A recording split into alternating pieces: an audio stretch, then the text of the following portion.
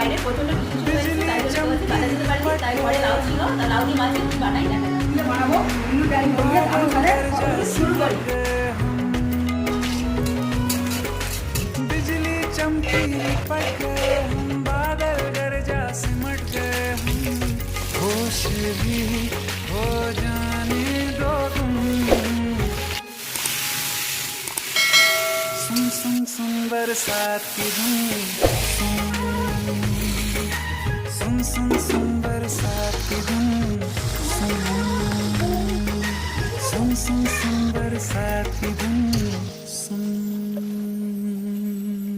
রান্না তো আমাদের হয়ে গেছে, লাউ তরকারি আমি একটু খেয়ে দেখছি কেমন হয়েছে। হয়েছে কিন্তু লাউ তরকারিটা হালকা গরমে এইভাবে লাউ তরকারিটা বানিয়ে খাবেন, এটা কিন্তু খুবই ভালো লাগে। আসছি পরের ভিডিও। টাটা।